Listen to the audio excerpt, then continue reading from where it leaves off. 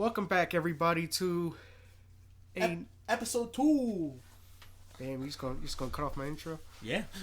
Anyways, this is TFN Network, and is it TFN Network? We haven't really.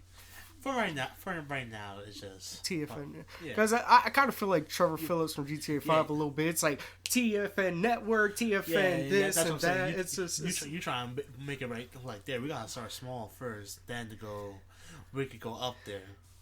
But yeah, we're TFN Network, and this is Kickout Commentary, like Hollywood just said, episode 2. Boom, boom, boom. So, Friday Night SmackDown. We gotta talk first about the press conference. Press conference was very interesting, and which like without it having like no matches already like stated to people, it still had like a million viewers watching it, so that was impressive enough.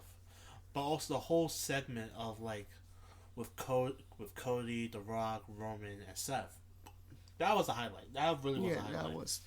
Well, I felt like it had to be because it was at the end or whatever. But I think it's also interesting is because they've been doing the press conferences, but it's usually after the premium live event. Yeah. So this is before a premium live event, but it actually makes it feel like a sporting event because with like combat sports like MMA, like in the UFC, they have a press conference before the fights and then after. Sometimes the press conference is a couple months in advance, some of them or whatever. It's just that's how big they try to make some of those fights. So you gotta also remember this is like is we're in the road to WrestleMania, so this was the build up.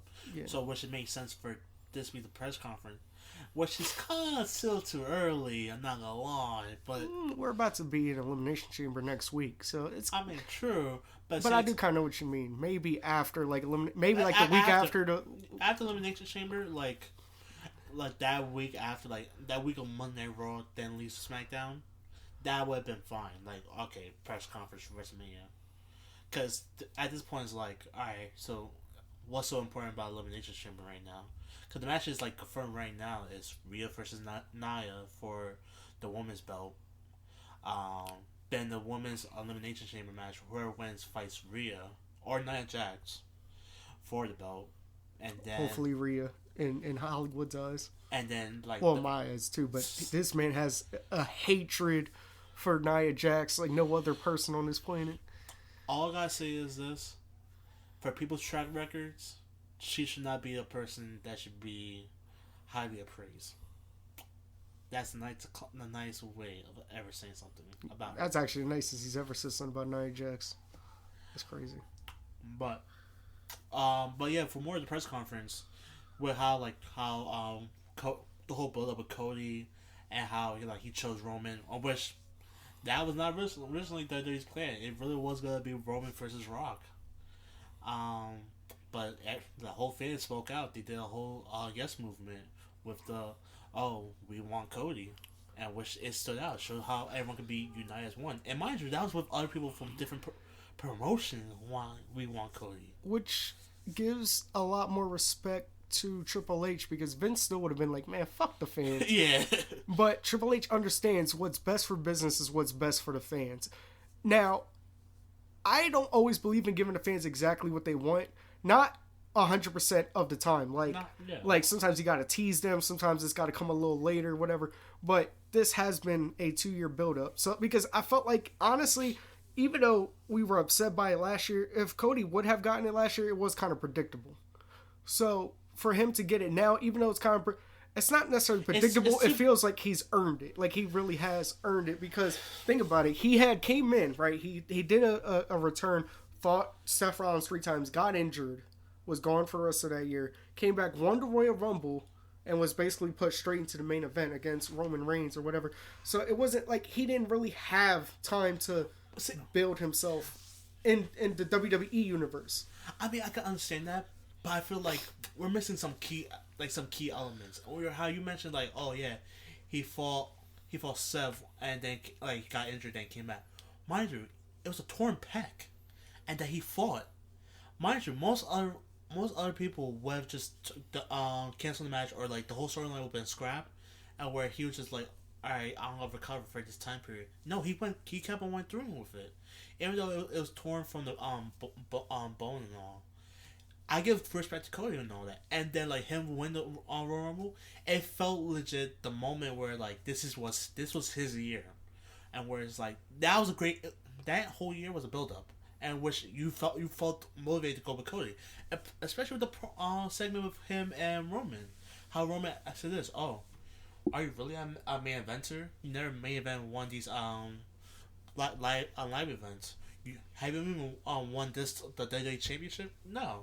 Did you even competed for those? No. You didn't even win that one, which shows like Roman was it's a high caliber person, whereas like he's legit like he was a favorite to win from the get go, and we all know Roman was gonna win. But it was like you felt the underdog story with Cody because with the whole finish the story. Yeah. So it was that's why that WrestleMania was like it was 50-50. But now it's even greater. Now, I won't say even greater. Not even great, but it's almost like WWE versus Roman Reigns with this story. No. The reason why I say that is just because now think about it. Cody going into this WrestleMania is gonna have Seth on his side. It's gonna most likely have Sammy on his side. Maybe, but most likely, might even have Drew on his side. Even though Drew's a heel. Drew's not gonna be on his side. You don't know though. Nah, Drew, for the way how Drew been acting, and like Loki, he's been feuding with Cody. I see at the end like Seth, Sammy, and maybe Jay helping Cody and all that, and like boom, Cody's in the ring by himself and all that, and where he's about he's legit staying in the ring, all that. Roman's on the ground when he's about to turn to pick him up. Drew's right behind him, Claymore, and Drew let Roman wins. I can see it, and that's gonna get me tight. I'm calling right now. And this is like way before WrestleMania. If that happens, I'm gonna be more at WWE than anything, because they want to prolong the fucking finish the story. Yeah. Yeah, at that point it wouldn't be. It would not that it wouldn't be worth it, but it's like, all right, there's only so much, like you can get behind somebody for so long or whatever, and there's only been a few people that have been baby faces practically their entire career, and that had fans love them their entire career. Yeah. Like John Cena. Yeah. Just. Well, he's had boos and shit, but like. True, but I mean, he's had cheers though. Yeah, but like Rey Mysterio, it's like.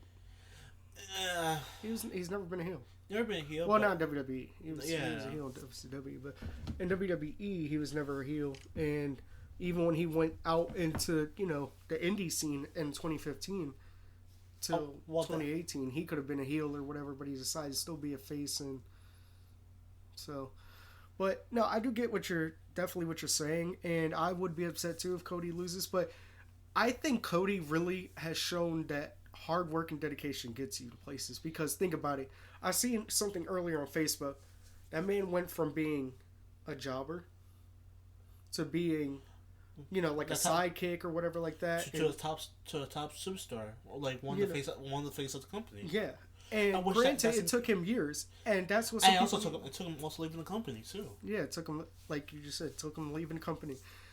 Things aren't always guaranteed, and that's like even us doing this, right? We might not be successful with the first couple episodes. Hell, we might not be successful for the first 100 episodes, whatever. But eventually we will get there. We continue grinding. If you continue grinding with anything you do, and you are passionate about it, and you do not let up, and you give it your all, you can do it. Yeah, progress is very important at the end of the day, because it shows that at least you're still trying to improve each day. That's why each day is a lesson. And I think that's hard.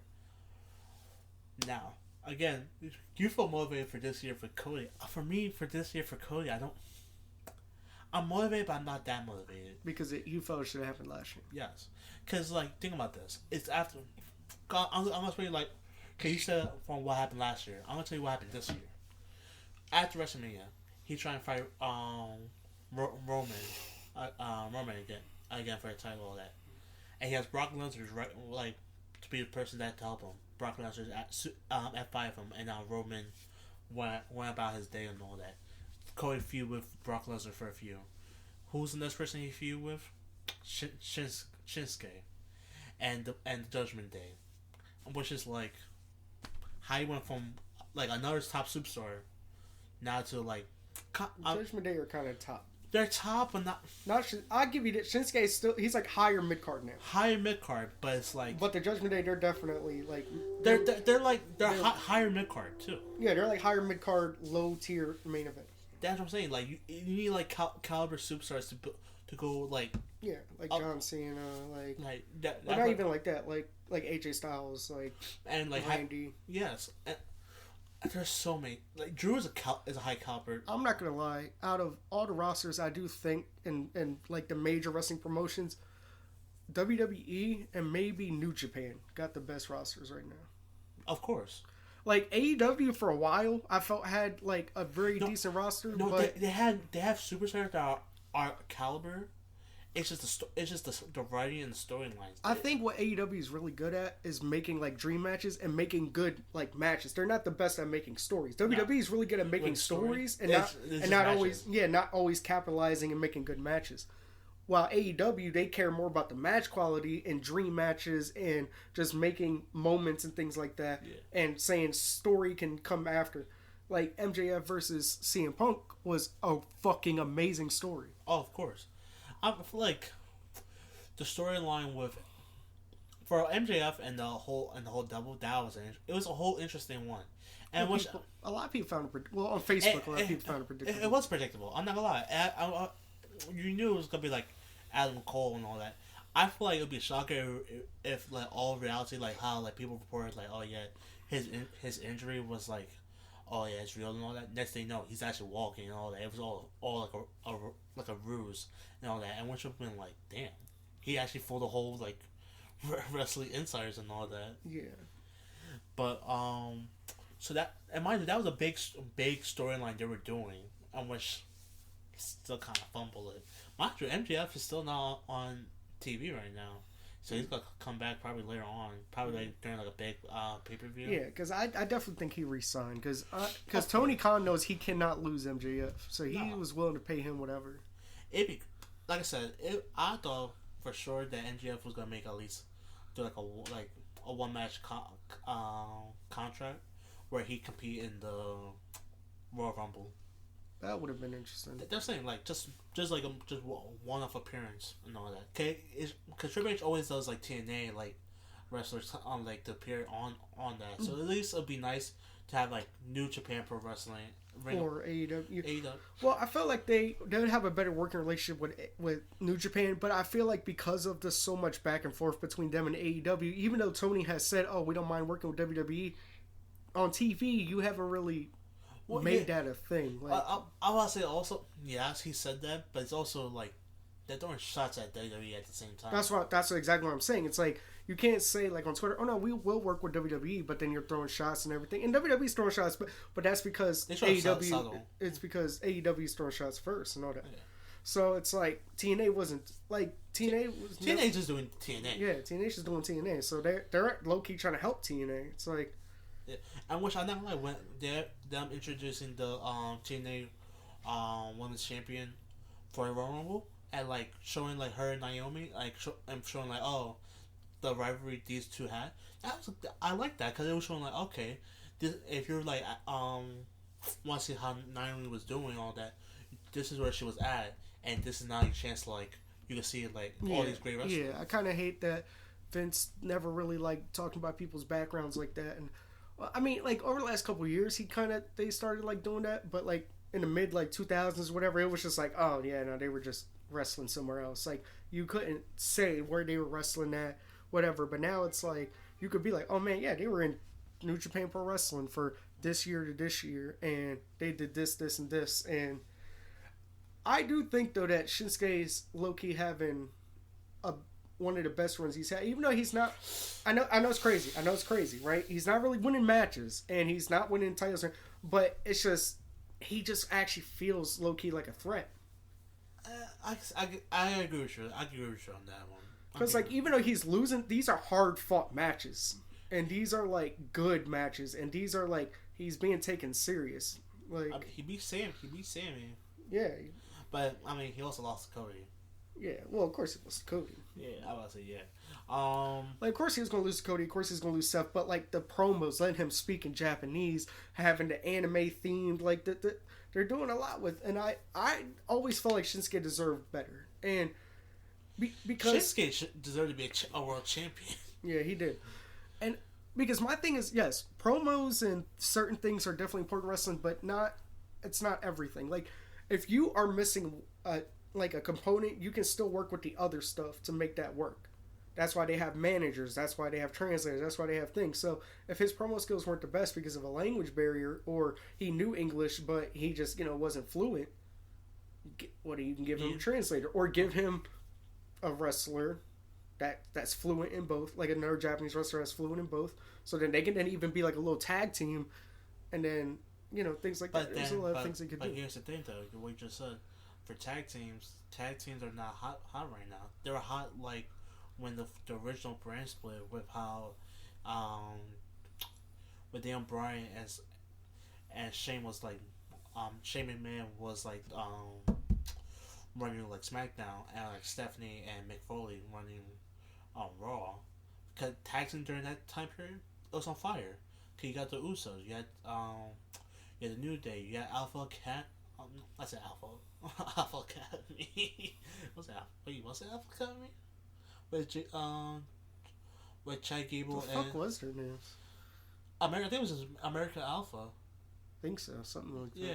What's that? Yeah. Yeah, no, because the Alpha Academy is this new thing. Yeah, new thing. Yeah, I think it's America Alpha. Wait a minute. Yeah, we might see American. I think it's American Alpha. I think it's America Alpha. But like I said, then you got the Bludgeoning. The Bludgeoning Brothers. Yeah, that I felt that was an underrated team. And they could have did more with them. Mind you, that was just on SmackDown. Raw, you had the club. Yep, you're correct. American Alpha. American Alpha. All right. I knew it was something like America. I was like, yeah, you got the OC. Yeah, you got the OC. Who else on Raw? I still think that's a stupid name. The OC, the only club. But think about this: they can't do both. They can't. Well, yeah, I knew that. Crazy part. Actually, I want to talk about this. Cause now that just brainstorm, it's crazy how Bullet Club. I'm not gonna lie, this is a very hot take. They low-key fell from grace. They did. They did like hard, cause like from originally like with Finn Balor and all that. Oh, they were the most dominant faction in all wrestling. All wrestling, and then all of wrestling. And then like when Finn Balor was saved to leave and go to WWE, boom. They were still popular. I think. No, they were still popular. But then one who took over as Finn, it was AJ. Yeah, which was and good. AJ introduced Kenny Omega and all that to Bullet Club, and which Bullet Club just more transpired. And then next moment when AJ leave, is Kenny Omega not the leader, and like Kenny there was more superstars like Marty Scurll and a few and more. Yeah, no. Adam Cole too. I just forgot about that. Yeah, Adam Cole. No, that's what I was gonna say. I just felt like, but I feel like they kind of fell just because, like you said, some of those guys aren't around anymore. So it's not nearly. Because, even though wrestling is very popular there in Japan, a lot of the people you just mentioned, except for Finn, but Kenny Omega and AJ and the Young Bucks, Cody, all those guys that were in the Bullet Club were on North American television also first. So it's like, okay, oh shit, where are they going? Oh, they're in New Japan, they're in the Bullet Club. So that gives more eyes. Now you got somebody like Jay White who is a part of Bullet Club. I don't know if he's a leader. I think they split also the Bullet Club into multiple factions. That's why I'm saying it's weird, and which is I feel like this. If I'm saying you separate yourself from the group and all that, but someone like Adam Cole and the Young Bucks and Adam Page, I feel like coming back together and forming to make Bullet Club amazing again. It's a great storyline to do, cause it shows how you got kick Jay White out of the group, but you gotta strip him of his status as the lead, quote unquote leader. Do you know how terrifying it has to be though? Even of course you obviously know what's gonna happen because everything's predetermined, but just imagine if wrestling truly wasn't scripted, right? And you don't know every fucking week if it's gonna be your turn to get fucking kicked out from the group. So you're just chilling. Everybody's kind of looking at you a little too long. You're like, what the fuck? And that's the thing, though. You see a super kick flying to your face. Yeah, like to me, I'm like, damn, that have to be like terrifying. But like, cause it's like, damn. Like you've lost like a couple matches in a row, a couple weeks, so you're now thinking like, oh shit, am I gonna get kicked? You lost a championship too. Yeah, you're like, oh damn. It might be my time. Like they come meet you in the locker room. It's like 6 of them. You're just like, oh hey guys, what's going on? But they're like being silent, so you don't. Nah. Remember we were talking the other day, and we were. The Shield. Yeah, we were talking about bro. The Shield was giving the beats, bro. If to any of our younger viewers that weren't around when the Shield like was in their prime, when the Shield like first bursted onto the scene, I still remember Survivor Series. You think like what? Well, I was about to say what Nexus, but Nexus is even older than them. Like, what Nexus did to people was bad, but no, the thing that was scary about the Shield was that you would have them, right, come to, which, I mean, Nexus kind of did it first. Alright, Nexus did, that more numbers, but it was only, like, the Shield kind of acted like dogs, almost, like wolves. Like, they would slowly go to the ring, they'd grab the rope, they'd wait, then just one would jump in, then the other two jump, and they just start do. And then backstage, they just fucking start beating the fuck out you. And for Nexus, you just see, like, number, and they all just went inside the ring at the same time, and just boom, boom, boom, boom, boom. You already know you're gonna get... I'm sorry, bro. Not even Super Cena could beat 8 motherfuckers, alright? That's just... No. Like I said, I remember watching the whole Nexus, NXT, like, competition, and how way better went. I was like, okay, this is actually kind of cool and all that. Next thing you know, I'm watching Monday Night Raw. I'm like, okay. Boom, I see next. I was like, damn. Like, what caused it? I was like, what was the build up to this? There was nothing. He's like, oh shit, not Cena. No. No, yeah. And that's you see Dan Bryan's like, yeah, he's like, yeah. That's what I'm saying. It was just like, that's what got him fired. Yeah, I don't blame him because that's on TV. That's on USA, which they don't want to show that. Mind you, I feel like this. Yes, Dan Bryan got fired for that. That's understandable. The cameraman should got fired for that. Cause why is showing that angle? Cause you're the one that's recording. Yeah. And you could say, okay, next camera and all that, and like but then again though, it brought that realness factor to it. So even though it was, I mean the face that he made had to show. I mean, well, you're not supposed to look kind of cool as you're getting choked out. I mean, but true. But you saw how the face looked. No, I know. I remember the face. No, but we're not gonna lie though. AEW dropped the ball with Fight Forever, bro. Oh, yeah. I'm not gonna lie. They've been dropping seasons and it has new characters and new maps and shit. Maybe I could possibly give it another chance. But when it first dropped, it was 2-3 different match types for singles matches at least. And then like the arcade style, like bro, why can't I just automatically run? And why can't I run to wherever I want to go? Why do I gotta dash towards where? I feel like because you're used to like with 2K. With W2K, on which that's where it's like you're so used to it. That's where you want that feature. What I'm not like what AEW should have done for the game is took back the feeling of like SmackDown versus Raw, with how that was, and that would make it still feel like so realistic, and where it's like still arcade-ish, but it still feels like. All right, this is why I love wrestling, and where you could get that feeling again. Yeah, like the only fun match type was the exploding barbed wire ring or whatever. But even then, it's like you like after playing it once or twice, you're like, all right. See, my thing is this: they did have an interesting like career mode in a sense of like, oh, yeah, visiting a town. That's something interesting. Eating at a restaurant. Also cool, and going to the gym to work out, that's understandable. I want like when they did that, I was like, okay, excuse me, he's gonna get me killed. Nah, all jokes. But yeah, them introducing that, I can tell you, to make a good like a mind career, and that's what I like about wrestling, like some games. If you could make a good mind career storyline, because the recent one it was decent. I do like the fact that you had the ability to with the social media and like do different storylines and all that. That was good, but I feel like having that plus from I'll say 19. Yeah, from 19 and 18, where you're able to go like back and forth, roam around like the locker room, all that. Interesting, interact. And you can choose like who your opponent want to be and all that. Yeah, I remember in SmackDown vs. Raw 2011 in the Road to WrestleMania when you're able to go back. I used to just jump people. That's crazy. I used to get into like backstage brawls with the people I was supposed to fight that night, just so they'd be a little weaker when they'd come out. That's crazy. What do you mean, bro? That's how you're supposed to do it. Nah, I fought them straight up. No, I knew I was him. I knew I was gonna win that. That's wild. Did you beat Undertaker first try in 2K11? I mean not 2K11. Fucking SmackDown vs. Raw 2011. That one, yeah. I lost. I beat him first try. I got lucky. Then I tried the storyline again with Dolph Ziggler. I lost that shit. And where I had to fight the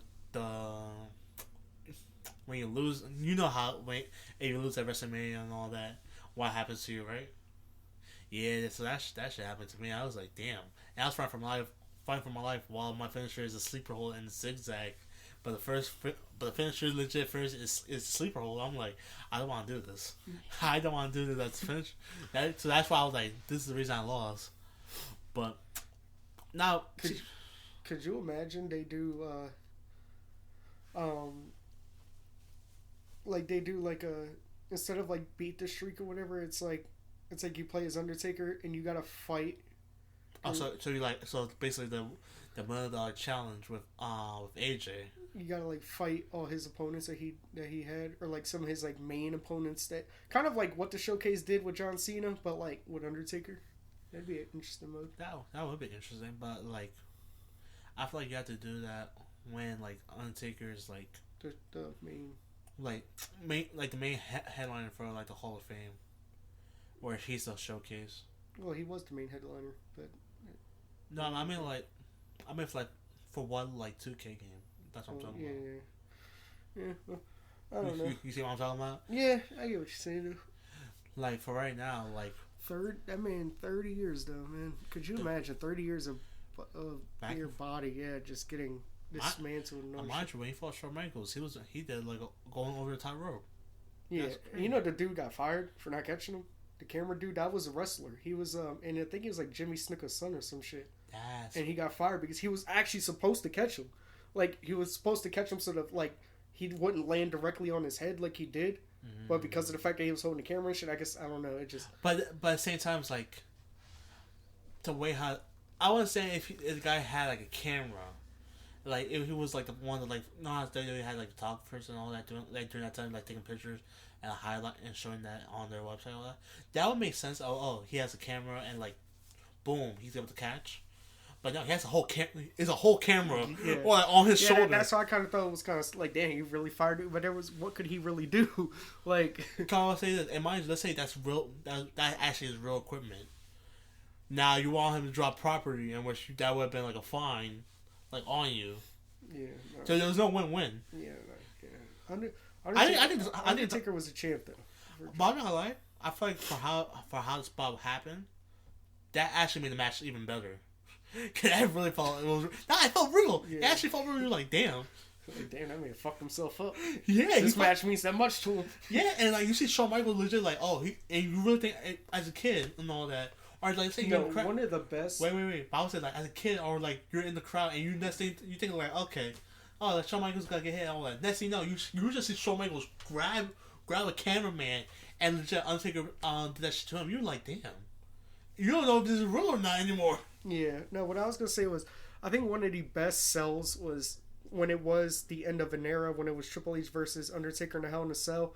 And I forget who kicked out, but Shawn Michaels, he went into the corner or some shit because, one of them kicked out and he didn't want them to continue fighting anymore. So he was, basically God damn it. Why is this match still going? I think it was Undertaker. Yeah.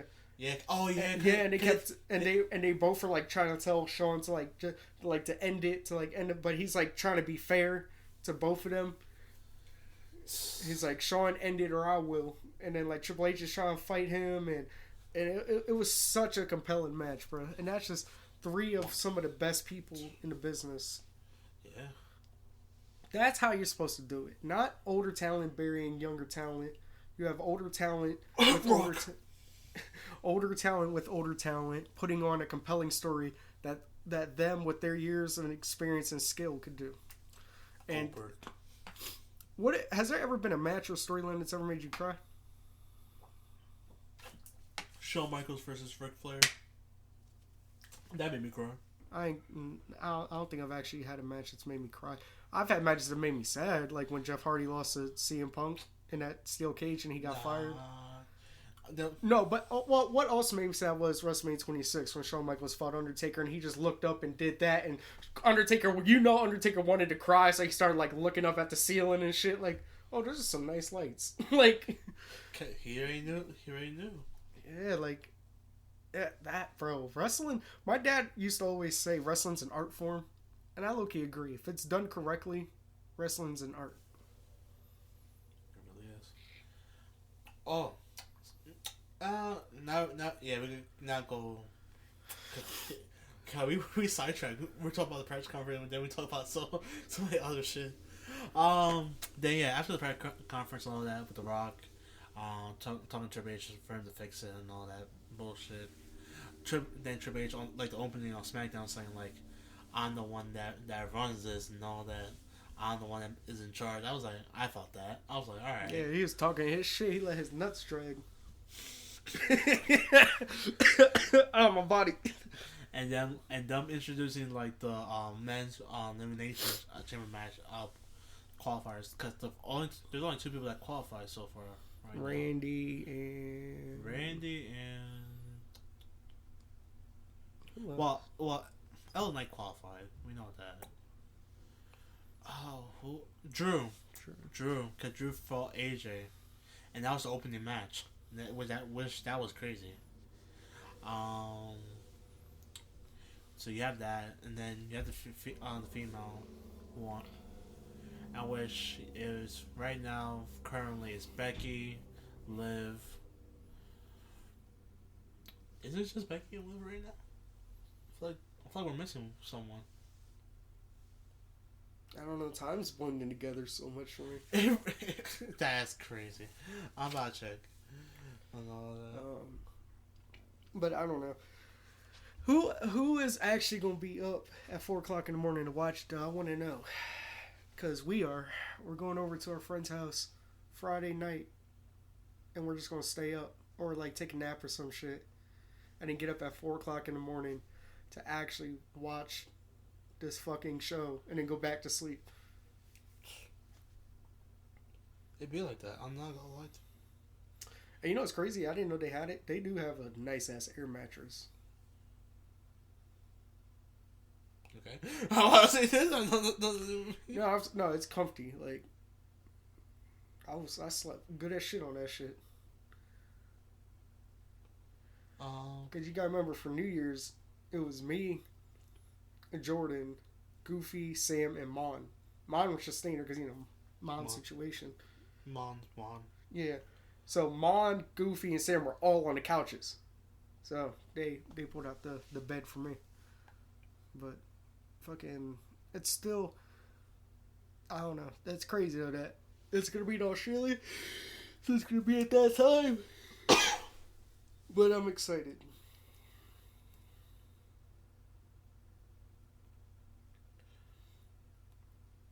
Yeah, it's Liv, it's Becky. Braun Breaker was never gonna win that match. I'm trying to think. No, it might just be the two now. No, because there's someone else. That's what it was like speculation. There's so much speculation because they're saying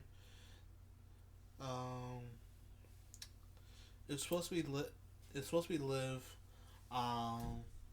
Becky. Oh, Bianca, yeah, she won. It was Becky and Bianca as the only two, but it's speculated it's Liv, her, Bianca, Becky, what's this? Tiffany, Naomi, and it was supposed to be Jade, but no, I heard supposedly now Jade's not in the match. Like, Yeah, maybe they're trying to save her for WrestleMania or something. probably, but like, if you're saving her for WrestleMania, it's like, who you gonna put? Who you gonna have her fight? Because this is like a moment where you build up stories right now. Bianca Belair. True. Two powerful black women. Of course. Opening match. I still think it would be pretty cool. Even though I feel like it should happen at Elimination Chamber, it would still be pretty cool if we get that Cody and Seth versus Rock and Roman tag team match. I say that has. Mm-hmm. I feel like it has to be like an Elimination Chamber match. It has to. Yeah. It can't be. It can be a WrestleMania one, but at the same time, it can't be. Yeah. Because Seth still has to fight at WrestleMania and everything and all that. And people are like, oh, they could do it night one, but then it's just like, well, then how's Seth gonna main event in night one? Yeah. Or how's Becky gonna? I mean, not Becky. Bailey gonna main event night one. So I feel like it should happen. Eliminate. It should definitely be the main event because you put something like that. Oh, people are then gonna be willing to stay up. Yeah, I'm saying you gotta put like something like that would catch your like attention. Also, for the men's check right now, it's Randy Orton, Drew, LA Knight, and Bobby Lashley. Yeah. I know that just has to be an amazing feeling when what's her name? The ring announcer. Oh, she's so good. Ricochet's wife. What's her name? She's so fucking talented. She really is. But when she was just like LA Knight, and then the fans were like, yeah. Like, bro, that has to feel so fucking good, bro. No, Adam Pearce did like on SmackDown. Legit, he was like telling everyone, saying all the participants' names, like who's like that are trying to be qualified in this match, and legit, he legit did the LA Knight gimmick where point out it was like LA Knight, and then legit put the mic up and like up top. And everyone say, yeah. I was like, okay. Yeah, like, wrestling, like... You feel the passion. Yo, I feel like... Especially people singing Cody Rhodes' song. Yes. No, but I forget, I think Undertaker said, since Vince has left, like, the locker room's calm. Like, it's a lot more relaxed now. Like... Because they're all eager to learn, and they all want, like... Yeah, they say, like, Triple H, well, not necessarily loses cool. Like, he hasn't yelled at anybody yet or anything like that. But he still gets like annoyed at things. But he's not like Vince, so it's like he's willing to talk and figure things out and whatever and all that. Because he was a talent first. Yeah. And which now he's upper management, which he could see from like their perspective, like okay. Yeah. Like that's if you're upper management your entire career, you don't quite and even if you were like talent relations, whatever, you don't quite know unless you were a wrestler. And if you were a wrestler during many different eras. He was a wrestler during so many different eras. So he understands so many eras. He understands how wrestlers thought and felt in the 90s, early 2000s, late 2000s. So he like understands like, okay, this is their concerns now. This is like with the whole like I think like him like with his heart condition and everything, he realized, damn, I almost died. I need, I appreciate having more time with my family, so now wrestlers have lighter schedules. And, you can talk to them and whatever like that and be like, okay, I need this. Like Randy Orton said, he's like, oh, you could talk to him and be like, I need this off because... so. Yeah, something's important with my family. Triple H is like, sure, go ahead. And that's why when, like, I'm not like, when Becky cut the promo, like, how she missed, like, friend's wedding,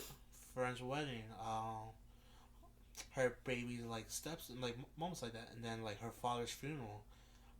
If you felt the pain and all that in there, and which sometimes I wish it's like this, like damn, like WWE is a hard schedule and all that, but it's also if it's like moments like those, like once in a while, like you have to like kind of break character and like go do this thing. It made it so much real, yeah. And it made it so much more, especially when she was like, oh, when I gotta tell my daughter, oh, I can't pick her up because this is her, or like that right there, when you're blurring the lines, when you are blurring those lines, that is when wrestling is at its best. And like with Seth Rollins' promo, one of his best that he's ever done. It really is. Like it's both Cody top 3 of his promos. Yeah, it's definitely top 3. Cody and like Seth were cooking for that I felt like there wasn't a single written line. Nah, you felt like every single one like connected. I'm not like when Cody put Pat McAfee on the spot, and he was like, "This, oh, what am I supposed to do with these nuggets?" And then Pat, you were there. What am I supposed to do? And Pat just like stuttering and such muttering. It's like, My coach like, tell him. Like, you gotta shove it up your ass. yeah, like he was so he's like shit, Vince. Oh wait, Vince. It's not here no more. I can't call Brock. Yeah, fucking. But yeah, no, that promo was, and he was like, "I will be your shield, bro." That line. I'm not gonna lie. Oh, cringe. That line was tough, but if you come on. Yeah, it was cringe and it was but it was still like. But at the same time, he needs more people. Yeah. Because what's Seth gonna do? Fight Solo and Jimmy at the same time? Come on. Let's Solo's going like 0-23 since beating John Cena at Crown Jewel. I wish I was gonna mention that. It's crazy how John Cena is willing to like take the loss and all that to build up superstars, but it's also on WWE like trying to build them up. Because Solo's supposed to be the heir to like the for the tribal chief and all that. And he's the enforcer. It's like, how you the enforcer? You out here losing in your matches that you supposed to be fucking winning. And you just good for jumping people, bro, with your thumb? But think about like the caliber names. Because Solo is a high mid-card star. Where she's fighting against LA Knight, AJ Styles, Randy Orton. Who else? Like, that's on SmackDown that's a high caliber. Technically, Logan Paul's a high caliber person. High caliber. He's low key is. Yeah, alright, I'll give you that. He's low key. I'm about to say, damn sure. We can't say, oh yeah, he's mid card. No, because Logan Paul has been doing fucking promos and also doing shit outside WWE, bringing like attention to that shit. Yeah, like that whole where they were like at the training center or whatever. That was cool. That was cool. And mind you, him doing like his prime shit, with the belt, and also doing podcasts with the belt, and also there's one more. He did a whole like TikTok with he traded the belt with I think with Mahomes with his Super Bowl ring. But you know why Solo keeps losing? Okay, he's not the true tribal chief. That's crazy. Because it's a canon event. Now this shit's copyright. It's because it's a canon event. It's like, no. But nah, I think that he's definitely a gifted superstar. I think it just isn't the right time right now. Like, but what is the right time? I don't know. It's just WWE has so much going on right now that they're trying to make him a big star with everything. I feel like after WrestleMania, he has to be a big star. Yeah, Roman has to leave. Yeah, and he has to probably come back during SummerSlam. Yeah, no, it's gonna, bro. I'm excited for WrestleMania this year. I mean, yes, it's a milestone WrestleMania, so they're definitely trying to go big and bad. But you gotta remember this. It's just like what's this WrestleMania? The one, I'm trying to remember the number. It happened in Dallas. I think it was 31, maybe. 32. But how like there was like set plans, but injuries happen, and where she's like derail everything. Yeah. And which it brings happened this year. You know, it's crazy. Where you got Seth injured. Yep. CM Punk injured. The whole shit with Brock. Then you got There's a few more. Shotzi actually got injured last Tuesday on NXT. Shotzi gets injured all the fucking time. Yes. And mind you, he talked about me with this like my passion of like how I hate Nia Jax. He hates fucking Tommaso Ciampa. I don't. No. Well, you kind of like reacted kind of fast with that one. I don't hate Tommaso Ciampa. He's a good wrestler. I just think that he'd do better like as like a manager, or a part-time talent, or because I feel like him trying to wrestle at the caliber that he's trying to wrestle at his age, he's just getting injured too often. But but look at all the matches if you had seen all the matches he was doing at NXT, you can see why these injuries like happen. Cause it was just a storyline and the build up. Mind you, if it's like Extreme Rules match, there's legit a high chance that you get injured. That's off rip. If you're doing like it's like certain spots and where it's like it's dangerous and you're still doing it because for the fans, it's a risk you have to take and all that. That's fair, but no, I don't hate him. He's a good wrestler. I hate Johnny Gargano. Why? Cause bro, Johnny bro, you a bitch. It's like nobody stuff. Nah, that's crazy. No, Johnny Gargano's good also. I just like I said, I feel like it's not their time right now either. So it's some of these guys that Triple H wants to push. He just can't do it right now with everything going on. Yeah, that's why I think he's trying. Actually, on DIY, yeah, it's like no. I want to say, what do you mean? Fucking R-Truth. I'm sorry to cut you off. R-Truth when he's like, I'm glad he said R-Truth being saved by DX with them, bro. R-Truth is a national treasure. He's funny as he's just funny as fuck. And which like I know for sure. It's a hot take, but he deserves a Hall of Fame. Of course. Oh no, that's not a hot take. He definitely deserves a Hall of Fame. What I was gonna say is, I know there's gonna be a gimmick of him being like, with him in Judgment Day again, being like, look, like, oh, come on, live, laugh, and love, and do the whole hard shit, and watch it be Damian Priest punch him.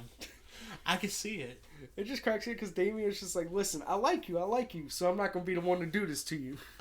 Yeah, he said this. Oh, I'm not gonna be the one that hurts you. Oh, true. You can come aside. He said that he was not wrong. Not wrong. But I do feel like Damian Priest is gonna be the first person to not cash in the Money in the Bank contract in a year. Maybe. What you mean? Maybe it's. Alright, look. They ain't them reflexes, my guy. They call me Spider-Man. Anyways, you're gonna tell me this? No, cause think about this logically. If you're the tag team champion, and you could go both brands, and I'm in like I told you this last episode, if I'm in a group and I'm a heel, why? I already know what you do. Why isn't he jumping? I know. Dude, why he's not jumping Seth? Or why he's not jumping Roman? He could do that at WrestleMania against Seth. Whoever. That's a copy of Seth. Then. Well, that's fine. But that's fine. But listen, the plan was for CM Punk to have his dream, right? The WrestleMania. But now that he's injured, insert Damian Priest. It'd be like Sammy versus Seth or some shit. I don't know, like some random match, right? Oh, Seth, and Sammy wins it, and then Damian Priest cashes on Sammy. No, or like Seth wins it, and then just no Sammy. No, because I want Sammy to actually have a lengthy title run. But I also felt like his momentum's going though. No, because you build up. You gotta build a storyline.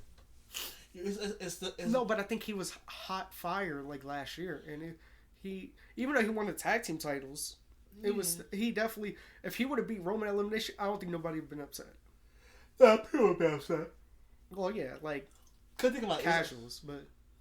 Not well, casual yes, but also like think about like all the stars that Roman fought, and then you'll say Sammy ain't high caliber. Hyman. Here's my thing. Sami Zayn when he was in NXT, he was caliber like super caliber, and then when he left NXT and all that, building all these matches, when having that rivalry with Kevin Owens. Still high caliber. After a while, we're getting that dog of Sammy coming back now. So for right now, he's high mid. I feel like right now, he's not showing like that hunger. You need that. Jey Uso's showing that hunger. Well, I think that's kind of what's going on with Sammy's character in the story is he's kind of having doubts and everything, and so then it's just like because he keeps losing. So, but I think that's why at WrestleMania he might have a moment of like. Where he wins and it's gonna mean a lot or whatever. Maybe, but right. Or he might lose again, and this is like him down like derailing, and then he becomes heel again, which is like. Yeah, no, he's better as a face in my opinion. I went for the day where he cuts his hair and go back to his original haircut. I kind of like the bum look. Nah, I don't like the bum look. The bum look was good when he was doing the whole conspiracy theory. Yeah, right, yeah. Right now, it does not. It just cracked it.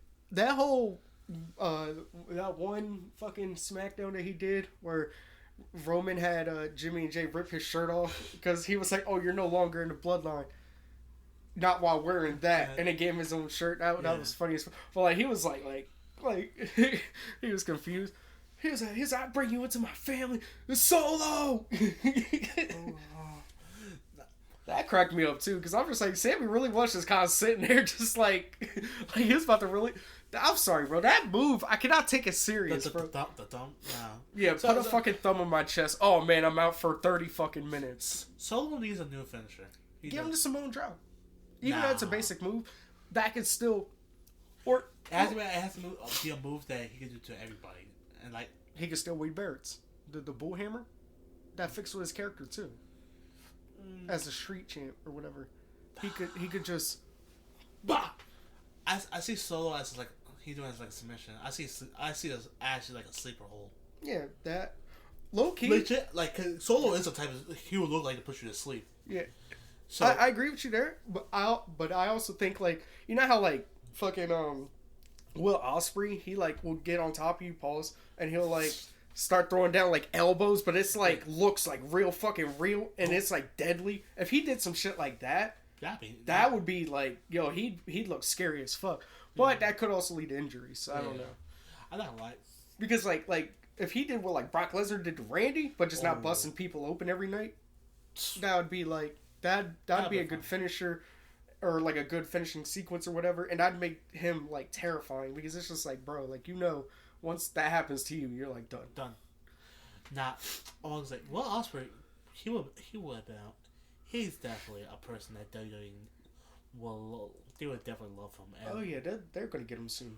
They're gonna get him soon, but I also feel like I just want once in just in this lifetime, Kenny Omega comes like. To WWE, just like legit. He did a lot legit with AEW and with New Japan Pro Wrestling. Well, that's his baby to AEW. I don't think he wants to leave it. True, but that's also Cody's baby. I feel like this, like you have to also like you can't be comfortable around where you're at in life. Once you get comfortable, you start getting a little bit lazy. That's fair. And which right now is like. With the whole Young Bucks and with the whole Elite and all that, just staying with AEW, is the whole baby, yes, but it's also like you're able to still be yourself and where you want to fight these other people, cause you know for sure they're not gonna leave the company. Well, and like think about this, like Kenny Omega versus Seth, that's a dream match. That would be you're on to something right there. That's a dream match, but here's the thing though. Seth is not the person to leave WWE. He'll stay with them. Okay, he knows how loyal to be. Yeah. Kenny is also loyal to AEW because of his friends. Yeah, but that's what I'm saying. Like, if they did something with like New Japan and New Japan convinced Kenny, that's what I'm saying. Like, that would be crazy. It's interesting because they has done like a partnership with New Japan, so they could do something like that. Yeah, that would be an amazing match. That right there is a WrestleMania match. And then boom, you get like another repeat of Ricochet versus Will Ospreay, in which that's a hype. That's legit. Like you could show Ricochet as like this top person too. I did not know he was a heel in Lucha Underground. Ricochet or Will Ospreay? Ricochet. Oh, yeah. It's Prince Puma. Mm-hmm. Which for a long time I didn't know that was him either. I look at one Neville to come back to Pac to come back. Yeah, him as a heel, he was really good. He was, and which that like he did elevate the whole cruiserweight division. Yeah, but I do kind of get that though, like the whole stress of like you're carrying this kind of thing on your back, so it's like, damn, like who wanted like better for himself? You know, you don't want to be like yes, you're like the face of this division, but it's a division that everybody looks down on. It's kind of like, but that's why it's like it's also. It depends on what type of person you are. If you're willing to take the challenge and make people like and respect it, yeah, and be like, all right, you're gonna talk down. I'm gonna make you regret talking down on it and make you eat your words.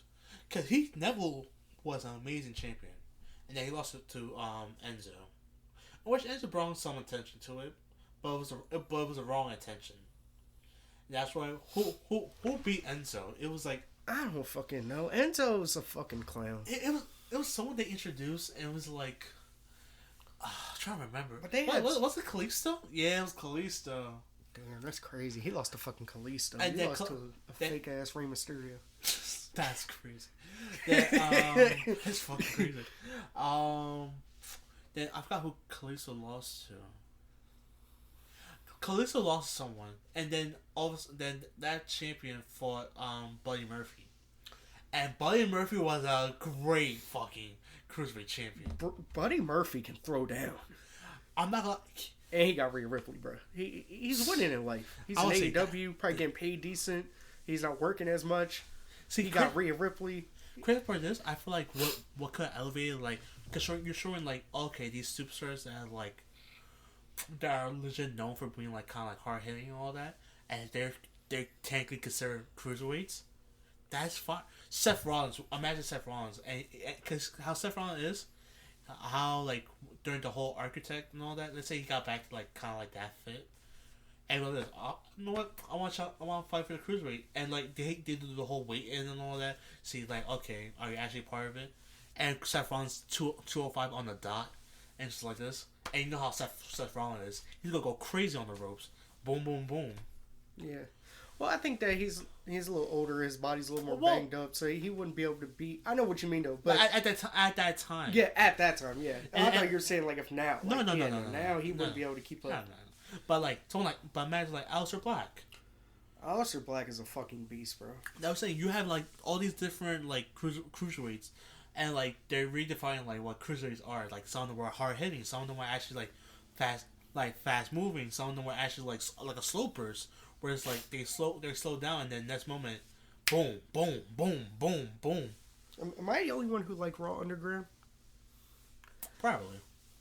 It was alright. The only reason why I liked it was okay. I just thought I felt like they could have used that to make rivalries a little bit better. Like, but not like okay. I know it's called Raw Underground, but like it would have been like if it was called something else and it was like kind of like a show after the show or something like that, and it's like oh like where they might get into a fight as they're going back to their cars or some shit or so.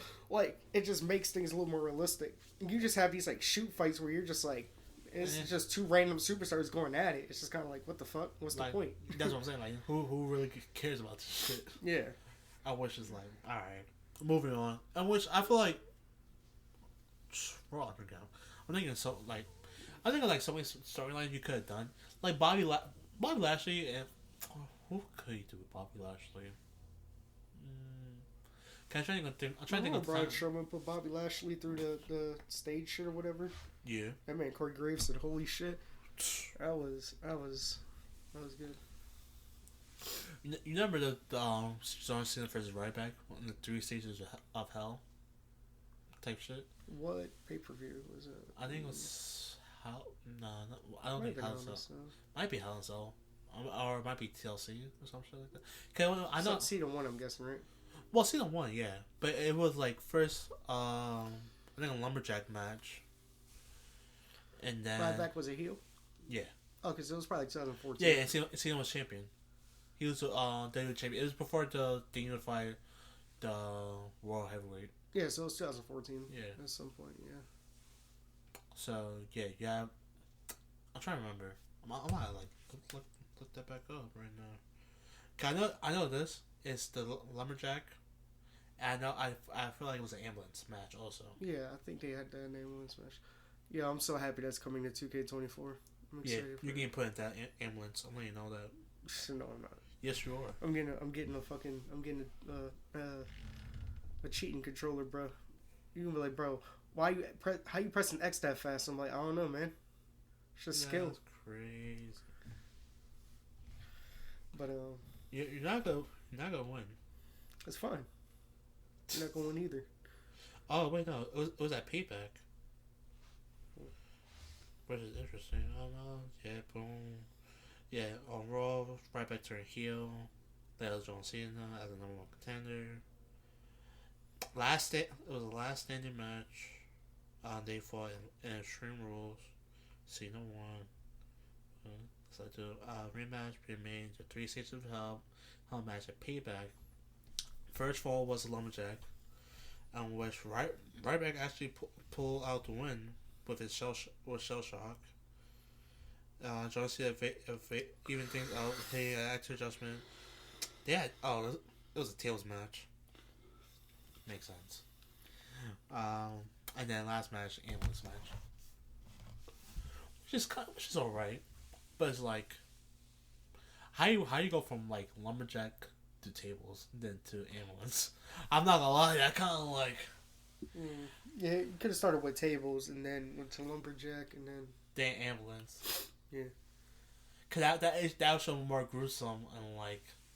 This is like yeah, it's supposed to be 3 stages of hell, so it's supposed to get worse and worse. So it's like, even though a table match is bad, like imagine that you get put to a table and then you look and it's now 60 superstars surrounding you and shit, and then they start beating the shit out you, throw you to the ring. I'm saying like you get fucking a powerbomb outside and you hit the table.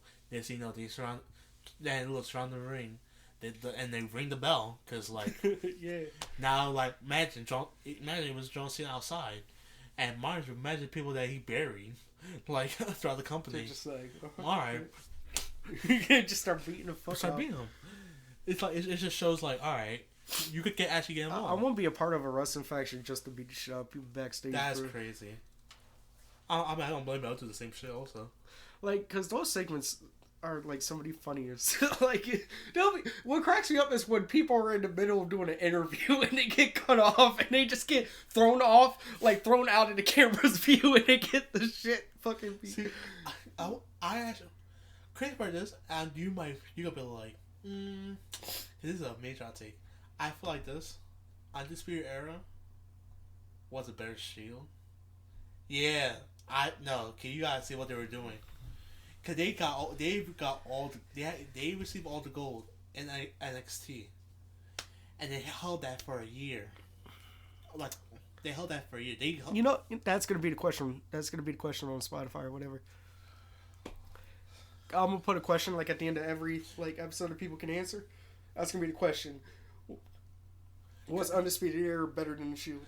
Mind you, their soundtrack was also kind of low-key interesting. For Undisputed Era, come on. Sarah, Delta, Echo. I forget what else. Shield. You forgot the shit. Where Undisputed Era legit is, it's a song and then boom, they all acted differently with the shit and then boom, as they get in the ring, they all hit their shit. It legit, they all hit their pose by showing how they're united as one. Yeah, looking like a fake ass Ginyu Force. All right. The Ginyu Force that fucking had all the championship in that fucking one part of the company. That's tough. Like the Bloodline did it, yes. But AEW did the whole shit, whole NXT. The division was on lockdown. Who did? Undisputed Era. They had the division on I said lockdown. AEW. Oh my bad. On NXT. I don't know why I say. I'm thinking of I'm calling AEW now. I was like AEW did what? They took all the tight. Damn, I didn't know that. No. I don't like NXT. I mean NXT 2.0 is nice, but I don't like it. It was ass. Damn. It was ass. Vince McMahon leading NXT. And you know what's so crazy? I saw a thing and it's so true. Shawn Michaels has said in a promo in the like 90s when he was a part of DX with Triple H, he's like, maybe one day we'll be running the company. And when you think about it, they really are. Yeah. Triple H is the head of creative, and then Shawn Michaels basically runs NXT.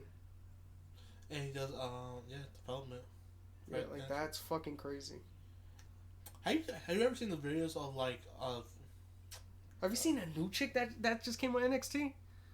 What's her name? She like looks kind of Hispanic. I think I know you're talking about. Yeah. She had like it was like a black black pants. Oh, it was kind of like stockings right here, yeah. but then like. I know you're talking about. Yeah. Bad. Well, but she was hard hitting though and all that shit. I just see build up amazing superstars. I'm just curious to know what they'll do with Braun Breaker. Yeah, he needs to come to the main roster. Yeah, he just won the NXT Tag Team Championship with Baron Corbin. I don't know why they keep giving Baron Corbin chances, bro. Cause Baron Corbin is a safe worker. Yes. Damn. I mean, what? All right. Let's say this. you had a chance to build up Baron Corbin from from him NXT right now all the way to main roster for him. He could be a world champion. What would you do? Not give him the fucking tag team titles, that's for sure. Obviously. No. Now, well, nah, I mean, you could do that. You know, let him have a Braun Breaker a couple months. They have to have either very, like, good 4-star, 4.5-star hard fought victories against top tier talent on pay-per-views for the title, or it has to be, like, low-key, like, squash matches. Because they're supposed to be dominant, both of them. I say squash matches. Because just show. For what Braun Breaker has been doing, he's been doing great. So they do that for, I say, 4 to 6 months. 4 to 6 months, right? Okay. Then either most likely Baron will go heel, or is heel, or whatever. Turns on Braun Breaker. He does shit like that. Yeah, and then let's say this, like, they lose the title and all that, and the moment they lose the title, Braun Breaker went up to the main roster, and where Baron Corbin attacks him there, saying like, you're the reason why we lost the titles and all that. And the only reason you did this is because, boom. You knew you were gonna make it back to. You knew you were gonna make it to the main roster, and I've been trying to build my way back up. So then that could be an actual feud on the main roster. Oh, so I say that's like that's a long rivalry you could do, like 3 months. Yeah, maybe 1-1, and then the last pay-per-view is the tiebreaker, and then I think he could win the mid-card title. I guess I say yes on the card, but what championship would you give him? Well, it depends, because hopefully at that time Gunther's not Intercontinental Champion. That's what I was thinking. I was like, hopefully he's not, but if he is, well, if he beat Gunther, that would give him major stock. That actually would. That'd make him like a high caliber. Yeah. Especially if he beat him with the End of Days, which only one person's ever kicked out of. Was it Drew? Which Drew is. Well, that was annoying when a certain person we know was like, the End of Days should have stayed, like, not, like, kicked out of. Nah. Like, eventually, like, everything has to end at some point. Like, the streak. I'm not gonna lie. Alright. For me, it was. Yeah, I kind of agree with Bubba Ray when he said, like, because him and Devon, how they hit their the 3D, how, like, they wanted Undertaker to be the one to kick out from it, because they were like, alright, boom. Undertaker said no, because, like, this is like, yeah, you guys thing and all that, like, boom, boom. And, like, that never got broken out of. It got broken out in I think TNA, in which, like, this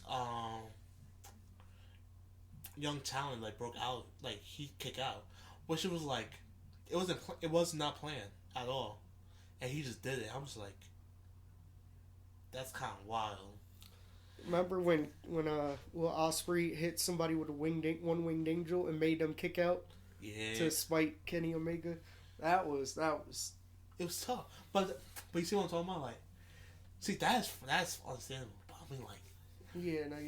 If I was Bubba Ray, I would have beat the shit out of him backstage. Yeah. Cause, like. Well, not beat it, but I definitely would have gotten into, like, argument with him. It was like, argument because, like, you could have discussed this and, like, we could have been like, all right, that's fine, but you didn't say this. Yeah, like, this was our thing, and like, I'm pretty sure Baron, Corbin, and Drew kind of came to, and he's like, Drew, I want you to kick out of this. Or WWE was like, we want Drew to kick out of this, and Baron was like, okay, like. Yeah, that's like it's something like that could be communicated, which is like. Yeah, I don't think that it was, like, obviously if it was right then and there, and you could tell, like, oh shit, that wasn't supposed to happen, I'd understand where that person that we're talking about came from, but he's like, oh, he shouldn't have kicked out of it. That also showed how tough Drew was, and that showed that the move was so powerful that only a certain superstar that is that strong and that has that much fight in them, could kick out of it. Yeah, I would say I definitely agree with that. Because I don't know how many. I don't think many other people have kicked out since then. No. I don't think not a single other person has kicked out since then. I think I'm for you, but what I was gonna say is. It's not. We're not even saying like, oh yeah, the move has never been countered, because the move has been countered before. It's just like no one has ever kicked out of it. Yeah. So that's why it was a difference. So that's what it was like. All right, boom. Because for sure, like in real life and in the video game, you see the fucking you can see the reversal on that shit, and boom, next thing you know, that person's hitting their either finisher or signature on that person, or put them on submission. Yeah. Yeah. No, I definitely I agree with you on it. You know, it's. I'm not gonna lie, my favorite like reversal to the attitude adjustment is when it's a cruiserweight and they do a super kick to John Cena. That's my favorite. Yeah. Or Randy just doing RKO. Yep. Just like it's like bitch. Just like okay, boom, and then Randy's like, ha ha, you thought. Yeah.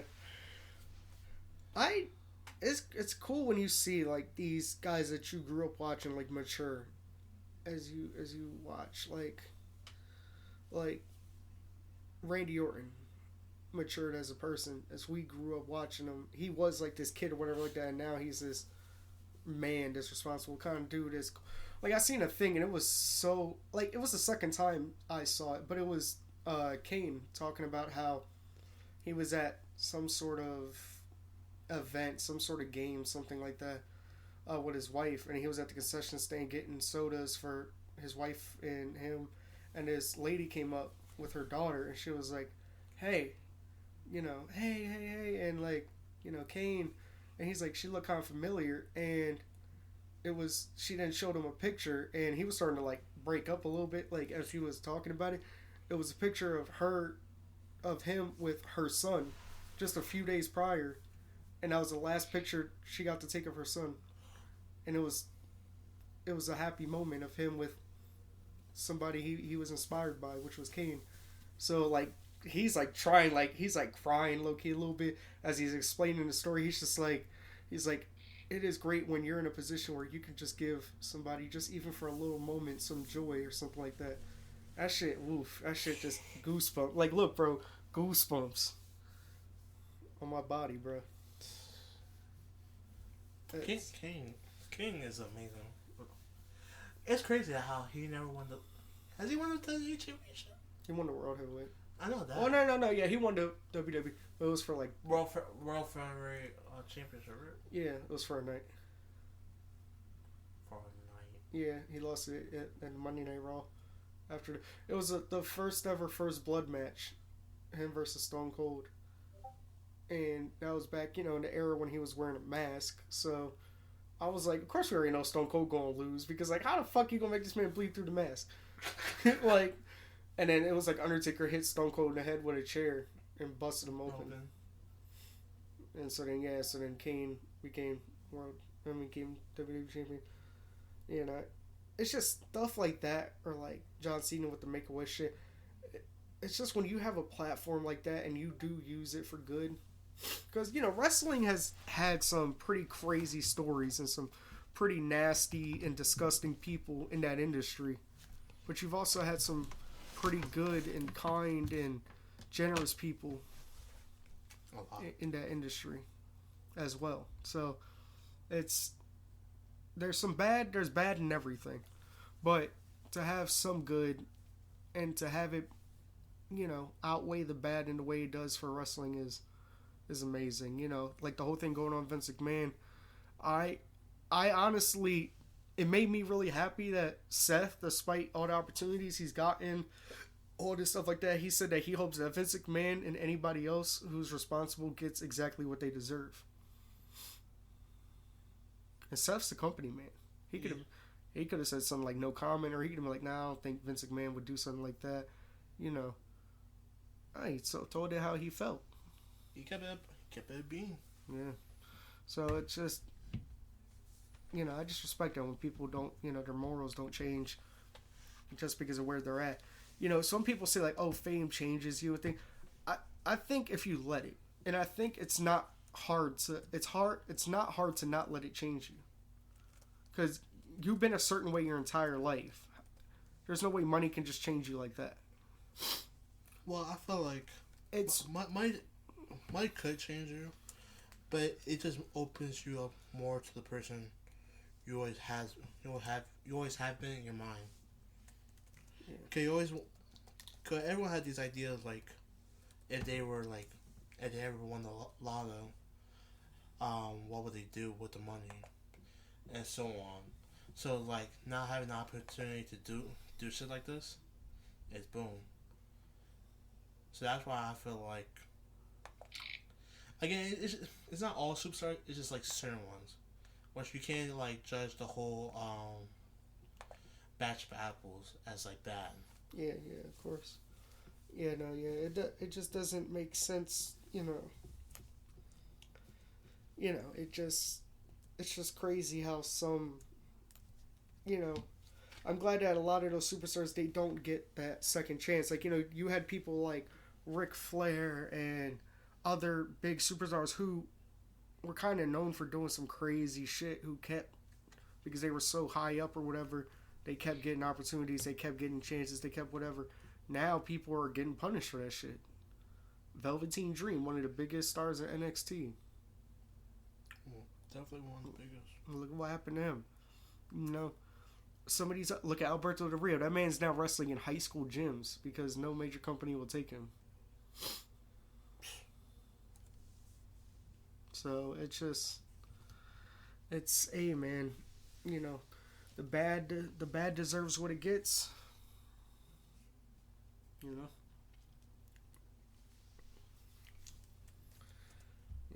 That's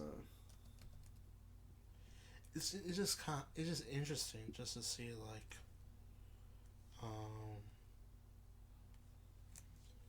what's it called? It for Alberto Del Rio is there's so many shit like that man's legitimately fucking crazy. Yeah. Like with the whole shit with Paige and everything. Yeah. You would never think it, but it happened. Just the fact he bagged Paige. Yeah. And which is like, okay, you got this amazing person with you, mind you, with Paige, there's a lot of stuff going on with her, like her being injured, her having surgery, the whole like situation of her and Xavier Woods, yeah, and which is really just make you think. Yeah.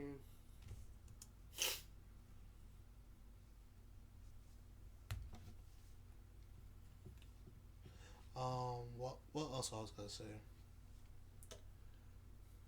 Damn, I'm really just thinking about past superstars and all that, and just like them, like either like going well in life or like not doing bad.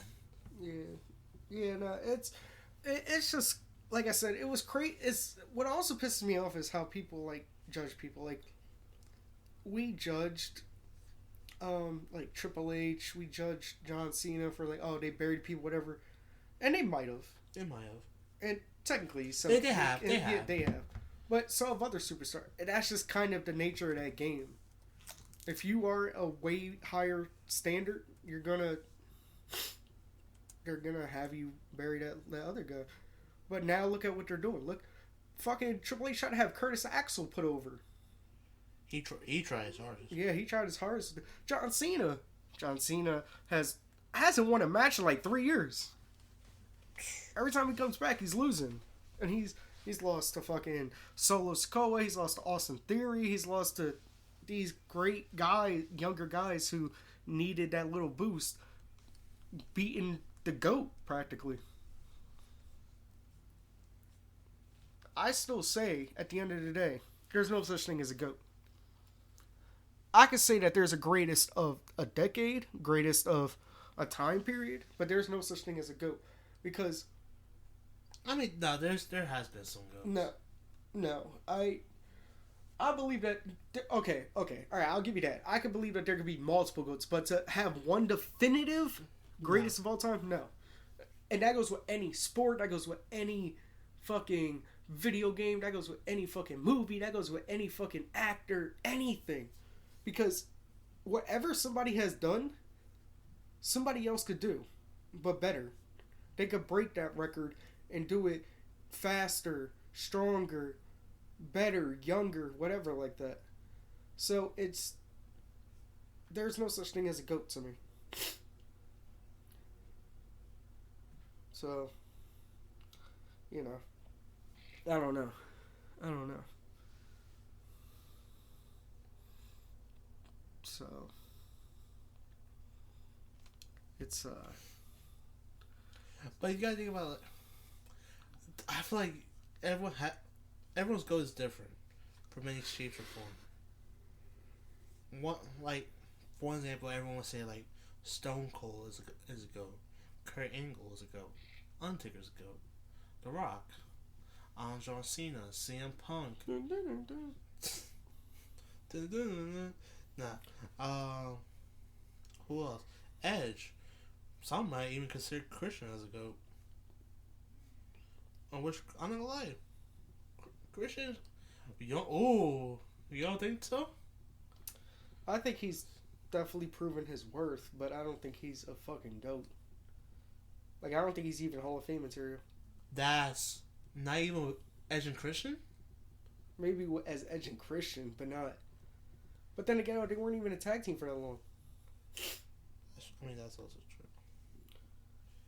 But, damn, you really don't fuck with Christian. It's not that I don't fuck with Christian, but why do you think tag teams separate and one does good and the other one doesn't? There's always New Day. There's always the better person. New Day. Have you noticed that Xavier Woods still ain't doing nothing? I mean, the two breakout stars was Big E and Kofi fucking Kingston.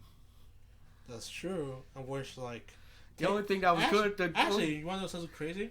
Huh. Besides from Jay Uso, Penny Roman, Xavier Woods pin Roman. Okay, well, he got that and got. I wish that's Roman with him being tribal chief. And he got to get it on with Paige. Like, that's his two good things in his WWE career. That's wild. But come on now, be real. Be real with yourself. Be real with yourself. I'm always real. You're not. So you think that Christian deserves a Hall of Fame? Yes. You really gotta say there. You know. Fuck that previous question. We're gonna put this question in Spotify, and actually, I want you guys to, if you can. We're actually gonna put I'm gonna have Hollywood put the poll on fucking Twitter also. That's Christian. Does Christian deserve a Hall of Fame induction? He does. If you're saying no, that's kind of crazy. He doesn't. Why? Why does he deserve? I want to hear this. Why? He's a former World Heavyweight Champion. He's a former EC. Be real. His World Heavyweight Championship, he had 2 of them, right? 2 reigns, right? And they lasted what? Like 35 days in total?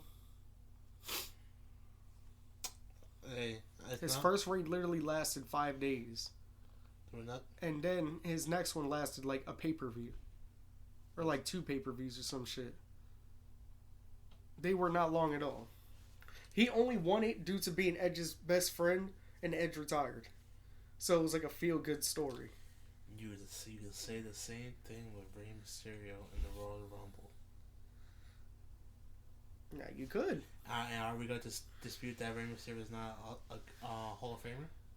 He's in the Hall of Fame already. Yeah, but let's say this: if Rey Mysterio was not inducted to the Hall of Fame, would he be a Hall of Famer? Yes or no? Yes, because he didn't need that Royal Rumble win. He did the shit. Nah. The shit he was doing, not even in Don't WCW. do that. No, Don't do that. Not even in WCW. The shit he did before WCW, the shit he did in WCW, the shit he did in ECW, the shit he did in WWE, all that shit, he earned his spot. And you gonna say what Christian's doing right? What he's doing right now, yes, and it's the best work of his career. But if you're his best work of his career. But if you're talking about what he did in WWE in his entirety being with WWE, fuck no. He does not deserve a Hall of Fame spot. You're smoking crack.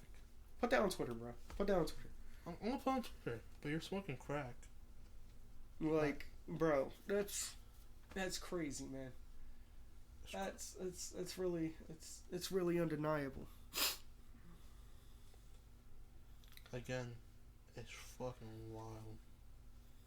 So who else do you think? I want to hear another hot take. Who else do you think deserves a Hall of Fame? You thought that was a hot take? That's crazy. Yeah. Who else do you think deserves a Hall of Fame? I want to hear this. Let's see. Hall of Fame. CM Punk. Say no, and you know that's a fucking lie. It's 50-50. 50-50. 50-50. It's not 50-50. Oh, that depends on what he does in this last run. Depends, because okay, yeah, it's not saying like, all right, his first run, obviously when he got into his prime years, the whole 2-year stint with him being champion and being like in the face of the company, yeah, but prior to that, what was he really doing? The head of the new Nexus, nobody gave a fuck about that. The Straight Edge Society, people were kind of fucking with that. He was World Heavyweight Champion a couple times. He had a couple things, but there was nothing. He was also Tag Team Champion. Before Roman and all that, he was the longest running WWE Champion. Of the modern era, yes, I know. So, like, and also legit held different groups and all that. Vince gave him a challenge. Well, it wasn't really a challenge. He told him, like, oh, you're going heel. And like, Punk took it as, like, what's the challenge? And like Vince was like, well, is he crazy or something? Like, I just want to go heel. I wish like Punk became one most hated and all of that, and like on the company, he completed what he wanted. And mind you, Punk inside out, he was not fan favorite in WWE and all that. He legit had to work. He didn't have to look, and now look at him, top star. Getting injured. Because this man, Hollywood, is a big CM Punk fan, so I just like say shit I like that. give respect to goats. I don't know about him being a goat. He's a goat. I don't know about him. He's a goat. I don't know about him being a goat. Best in the mic. Best in the ring. You mean, what do you mean best? You mean best mic of all time? He's one of the best on the mic. Okay, okay. Phew, thank God. I was about to get you checked into Metalwood, my guy. Nah. Because you going to say that he's better than John Cena. You going to say he's better than The Rock. You going to say him and John Cena. You going to say he's better than The Rock. You going to say he's better than fucking... Who you going to put on this? Because you want to list all the people. Who you going to say? I'm trying to think of somebody else who's really good on the mic. Damn. Yeah. There's not that many people. MJF. You're putting MJF on top of that. MJF. You're putting MJF on that list? MJF is fucking amazing on the mic. No. Hear yourself. You're putting him on top of that list. Yes. Of people that cut great promos. You're going to say MJF don't cut great promos? He cut great promos, but the promo on that caliber, you're smoking dicks and you know that. No. Don't give me that look. You know I'm talking truth right now. You MJF or Rock for promo. Who you giving that to? If they went at it? No, yes. Damn, yeah, it would have to be The Rock. MJF and John Cena. John Cena. So you see how you trying to put him on? But that's because they're no. But MJF or Paul Heyman on the mic. I think MJF, honestly. You're smoking. No. But I think it would. I think he would edge it out. Like I think he. Because the thing that's so good about MJF is he's very witty, right? He could like snap, like a good comeback, That's why against somebody like John Cena and The Rock, it'd be hard because they're good at that too. So it would literally be back and forth fucking barbs, and I don't know if that man could truly keep up with them. But with somebody like Paul Heyman, I'm pretty sure has respect for MJF, so he wouldn't try to like bury him on the mic. It would be like between two conniving fucking heels. I don't know. It would just be. Nah. Heyman can smoke people on the mic. I'm not saying he can't. I give him his flowers, but I'm still just Christian getting a Hall of Fame. Christian deserves a Hall of Fame. He does not deserve. Yes, he does, Fame, bro. He has done well in WWE, show his loyalty and all that, and legit is doing great in AEW. He deserves a Hall of Fame. You're lying if you say he doesn't. I don't think he does. He does. Well, to anybody listening, what do you guys think? Do you guys think that Christian deserves a Hall of Fame spot at some point in the near future? If you think so, let us know. Definitely, you can follow on the link tree. Do we have the social media set up on there yet, or no? It should be connected, but who knows? All I'll just keep on saying is Christian and CM Punk, future Hall of Famers in the business. You know, Cause You're smoking. You're hella. smoking dicks. You're smoking. You're hella. You're on crack right now. You're You know smoking that. hella fucking meat right now, my guy. No, that's what you inhale. Okay, yeah. We have the X, we have the YouTube channel, we have the Instagram, and we have the Facebook, and then we have my social medias on there. That's crazy. No love to me. That's wild. Well, you don't really be on your personal social media like that. And, hey, something is something. All right, well, it is co-host. All right, you see how he's trying to take the spotlight. I'm not. Nah, it's crazy. I'll add you tonight. Oh, add me tonight. That's a lie. I'm looking. Look at him. Yeah, it's probably gonna be tomorrow. I'm tired. But it's... See, look, I'm called it. But no, I'll try my best to do it tonight. But yes, all right. So definitely, guys, let us know. I think for Spotify, I don't know if for the other platforms you can also ask questions or not. I gotta really check that. But I know for Spotify, we can ask you guys questions. So, do you guys think that Christian deserves a Hall of Fame spot?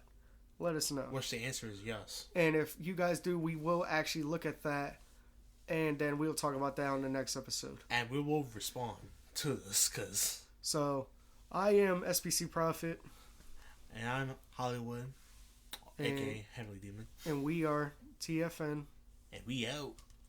Yeah, TFN. Okay. Yeah, TFN. I was saying, No, look at me. I was making sure to get that acronym wrong. All right. Yeah, because I'm tired, bro. I thought low-key it was TNF, but I was like, wait, no.